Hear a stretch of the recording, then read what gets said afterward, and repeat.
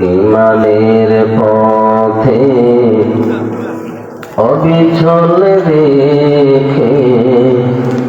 আমার মরণ যেন হয়। ইমানের পথে অবিচল রেখে আমার মরণ যেন হয়। তোমার কাছে মিনতি আমার, তোমার কাছে মিনতি আমার, ও গো মহামহিয়ান। ইমানের পথে অবিচল রেখে আমার মরণ যেন হয়। চিল্লা বলেন আমিন।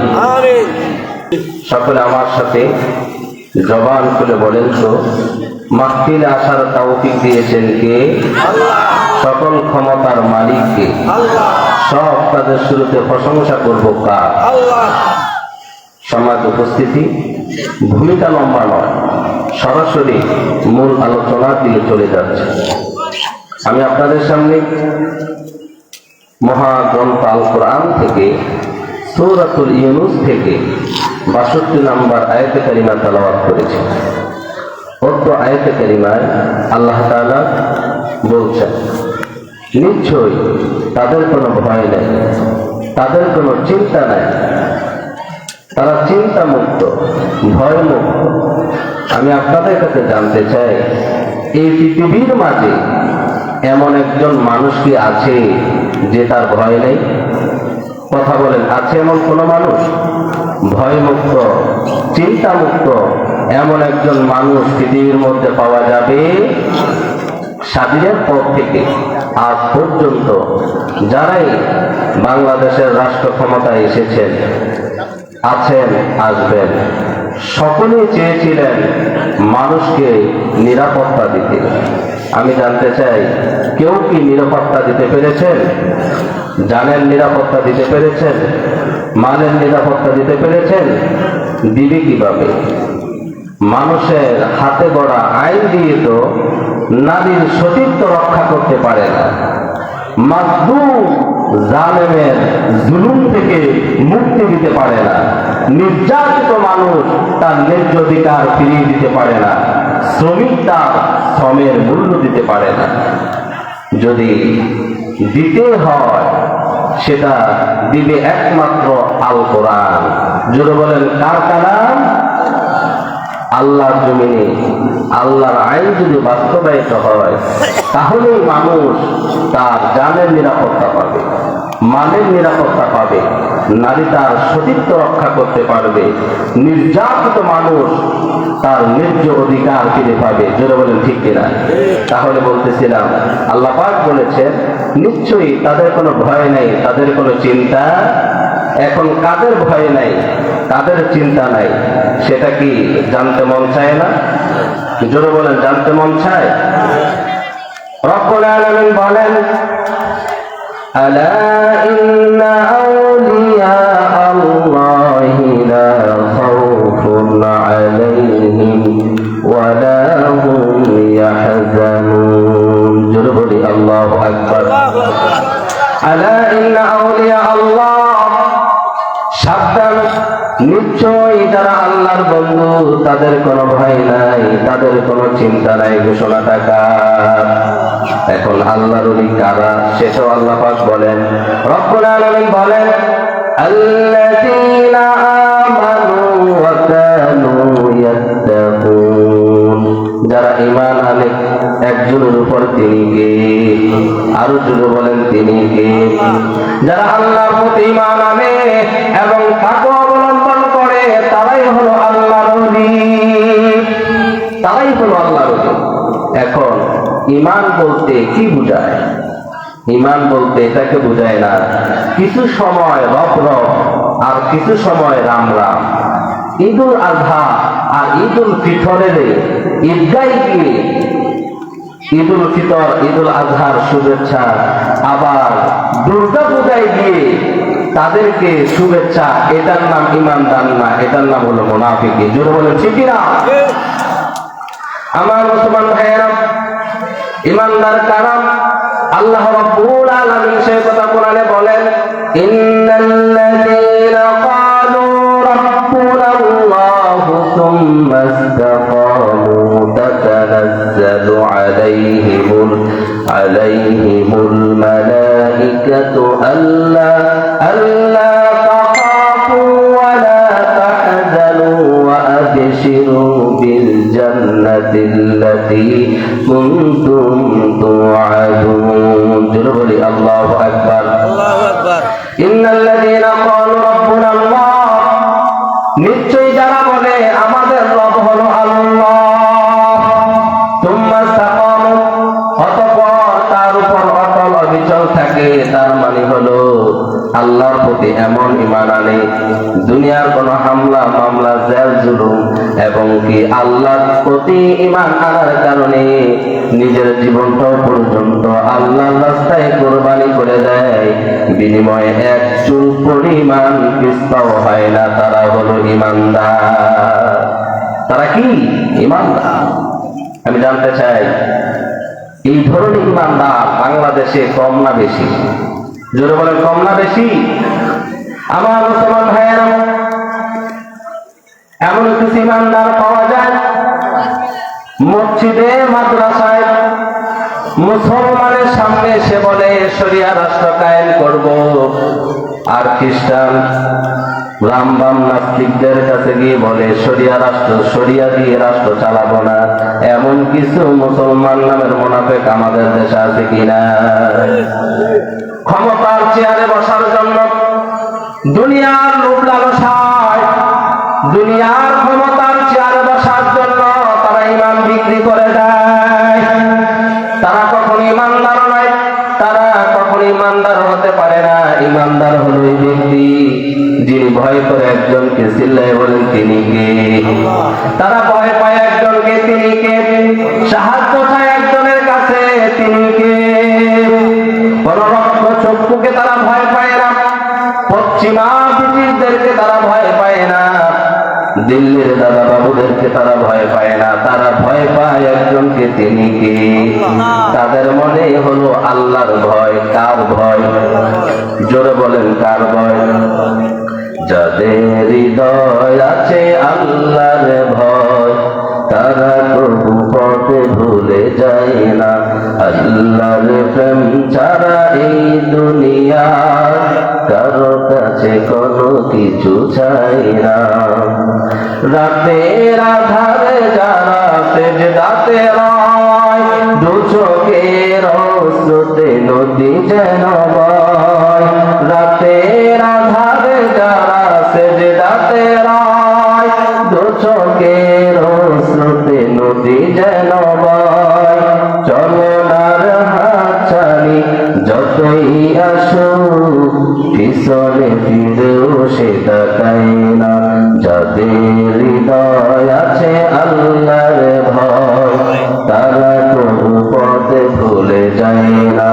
আল্লাহর প্রেম ছাড়া এই দুনিয়া কারো কাছে কোনো কিছু চাই না। ছেলে বলে ঠিক কিনা? আমার মুসলমান ভাইয়েরা, আপনারা আজকে যে মাহফিলে এসেছেন, এটা অন্যান্য 10টি গতানুগতিক মাহফিল নয়। অন্যান্য মাহফিলের মতো এই মাহফিলকে মনে করবেন না। এই মাহফিল হলো আল্লাহর ওলির দরবার।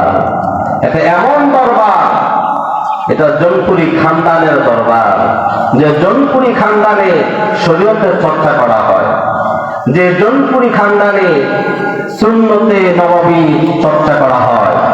এখানে নাচানাচি হয় না, লাফালাফি হয় না, ঢোল তবলা বাজায় না, লাফায় হালায় জিকির করে না। এখানে শরীয়তের চর্চা এবং সুন্নত নববীর চর্চা করে। জোরে বলেন ঠিক কিনা? বাংলাদেশে অনেক দরবার আছে যেখানে হাল আর পাল, শরীয়ত নাই, সুন্নতের চর্চা নাই, তরিকত নাই, হাকিকত নাই, আছে শুধু মারেফত। আসলে মারেফত না তো মাইরের পথ। যে বলে ঠিক কিনা? জৌনপুর খানদান, এখানে শরীয়তের চর্চা করা হয়। আমার মুসলমান ভাইয়েরা, জৌনপুর খানদানের উজ্জ্বল নক্ষত্র শাহ কারামাত আলী জৌনপুর রহমতুল্লাহি আলাইহি আজ থেকে 232 বছর আগে জন্মগ্রহণ করেছিলেন। ওনার ওফাত হয়েছে আজ থেকে 157 বছর আগে। মাওলানা শাহ কারামাত আলী জৌনপুর রহমতুল্লাহি আলাইহি এমন এক ব্যক্তি ছিলেন যিনি বাংলা, বিহার, আসামে দীর্ঘ 57 বছর ঈমান ও তাওহীদের দাওয়াত দিয়েছেন। গ্রামে গঞ্জে, শহরে বন্দরে এমন একটা জায়গা নাই যেখানে মাওলানা শাহ কারামাত আলী জৌনপুরে যায় নাই। দীর্ঘ 57 বছর দ্বীন ও তাওহীদের দাওয়াত দিয়ে 2 কোটি মানুষদেরকে, 2 কোটি অমুসলিমকে কালিমা পড়ে মুসলমান বানিয়েছেন।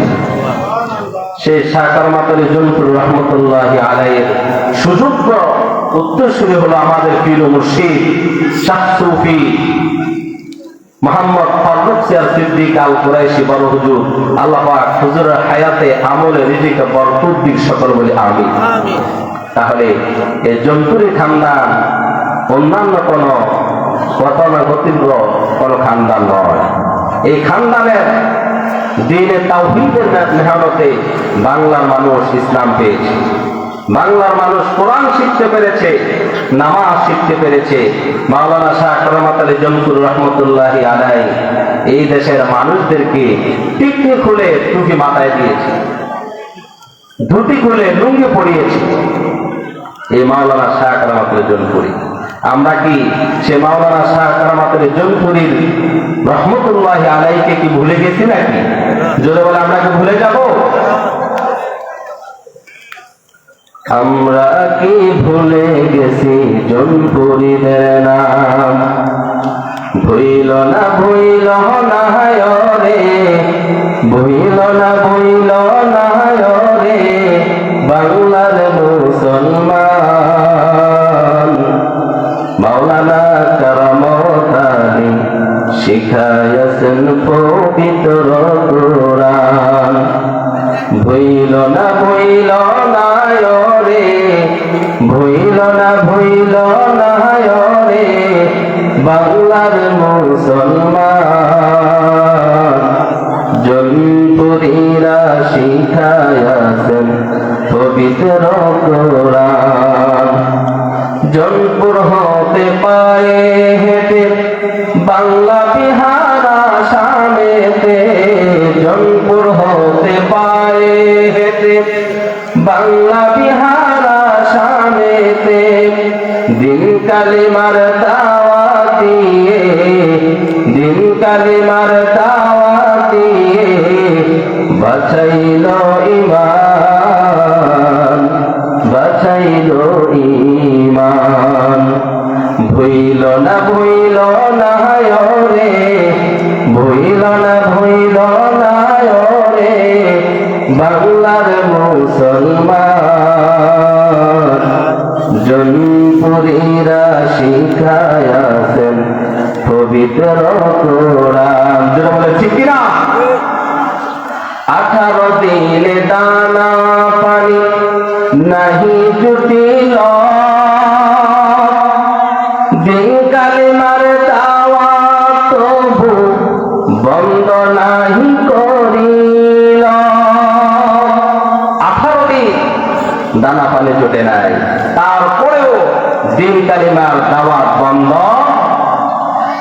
18 দিনে দানা পানি নাহি জুটিল, দিন কালিমার দাওয়াত তবু বন্ধ নাহি করিল। টিকলি খোলে টুপি দিল, ধুতি খোলে লুঙ্গি দিল। টিকলি খোলে টুপি দিল, লুঙ্গি খোলে, ধুতি খোলে লুঙ্গি দিল।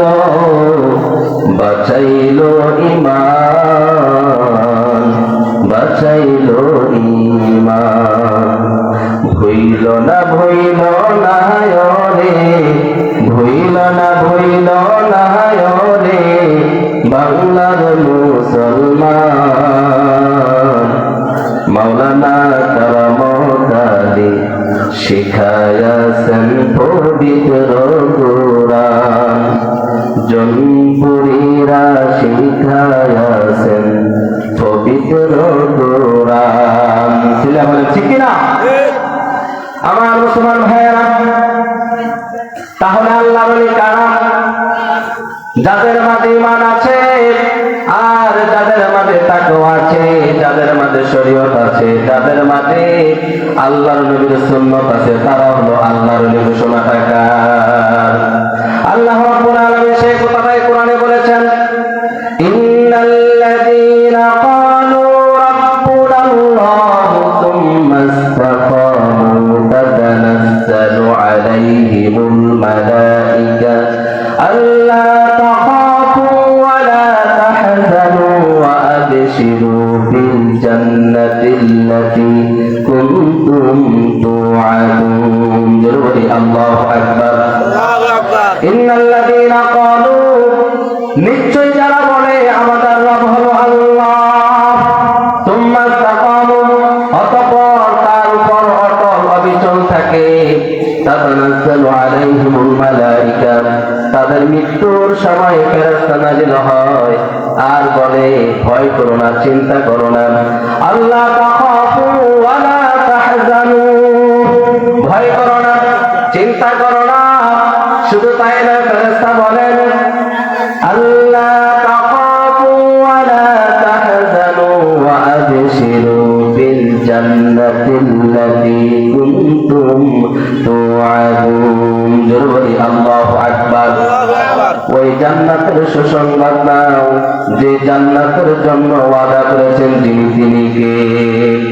আমার মুসলমান ভাইয়েরা, তাহলে যাদের কাছে শরীয়ত আছে, যাদের কাছে আল্লাহর ফরজ হুকুম আছে, যাদের মাঝে রাসূলুল্লাহর আদর্শ পাওয়া যায়, তারাই হলো আল্লাহর ওলি, তারাই হলো আল্লাহর বন্ধু। তাদের কোনো ভয় নাই, তাদের কোনো চিন্তা নাই। আমার দেশে আল্লাহর ওলি চিন্তা হলে আমরা মনে করি পুকুরের পাড়ে দাঁড়াইয়া ফু দিয়া কই মাছ উঠাইয়া ভাজি করে খেয়ে ফেলছে সেই আল্লাহর ওলি। পানির উপর দিয়ে যে হেঁটে যায় সে আল্লাহর ওলি। আচ্ছা বলেন তো, পানির উপর দিয়ে তো ব্যাঙও হেঁটে যায়, এই জন্য ব্যাঙ কি আল্লাহর ওলি হতে পারে? কথা বলেন না, এই জন্য আল্লাহর ওলি হতে পারে? আল্লাহর ওলি হলো সেই ব্যক্তি যার মাঝে আল্লাহর ফরজ হুকুম আছে, সুন্নতে নবী আছে। আল্লাহর ওলি জুনাইদ বাগদাদী রাহমাতুল্লাহি আলাইহি, ওনার এক খাদেম বলেন, হুজুর আজকে 10 বছর আমি আপনার খেদমত করি, 10 বছরের জিন্দেগিতে একটা কারামত আমি আপনার দেখতে পাইনি। আল্লাহর ওলি জুনাইদ বাগদাদী বলেন, ওরে আল্লাহর বান্দা, কেমন কথা তুমি বললা রে আল্লাহর বান্দা, আজকে 10টি বছর তুমি আমার খেদমত করো, একটাও কেরামত দেখতে পাও নাই, তা তো হতে পারে না। ওরে আল্লাহর বান্দা, শোনো শোনো, সত্য কথা বলো, এই 10 বছরের জিন্দেগিতে জীবনে কখনো আল্লাহর একটা ফরজ হুকুম ছাড়তে দেখছুনি? বলে না। বলে 10 বছরের জিন্দেগিতে আমার রাসূলের একটা সুন্নতের আমল ছাড়তে দেখছুনি? বলে না। সত্য কথা বলো রে আল্লাহর বান্দা, এই 10 বছরের জিন্দেগিতে একটা মুস্তাহাব মুস্তাহসানের আমল ছাড়তে দেখছুনি? খাদেম বললেন না না, এই 10 বছরের জিন্দেগিতে একটা ফরজ, একটা সুন্নাত, একটা নফল এবং কি একটা মুস্তাহাবের আমল আমি ছাড়তে দেখি নাই। আল্লাহর ওলি জুনাইদ বাগদাদী বলেন, ওরে আল্লাহর বান্দা, যেই লোকটা 10 বছরের জিন্দেগিতে একটা ফরজ হুকুম ছাড়ে না, একটা সুন্নাত ছাড়ে না, একটা নফল ছাড়ে না, একটা মুস্তাহাব ছাড়ে না, এর চাইতে বড় কেরামত তুমি আর কি দেখতে চাও? যেই লোকটা 10 বছরের জিন্দেগিতে একটা ফরজ হুকুম ছাড়ে না, একটা সুন্নাত ছাড়ে না, তার চাইতে বড় কেরামত আর কি দেখতে চাও? আমি আপনাদের কাছে জানতে চাই, এই জনপুর হুজুরদের মাঝে শরীয়ত আছে কি নাই? কথা বলেন, আছে কি নাই? আল্লাহ রাসূলের সুন্নতের আমল তারা করে কি করে না? আপনারা ঘুমাচ্ছেন, ঘুম থেকে জাগেন, এই আল্লাহ নবীর দরবার প্রত্যেক দিন হয় না। জয়কান্তার মানুষ এখন ঘুমাচ্ছে। আপনারা যারা এখানে আছেন আপনারা কিন্তু বেশিরভাগ জয়কান্তার না, দূর দূরান্তর মানুষ। আমার মুসলমান ভাইয়েরা,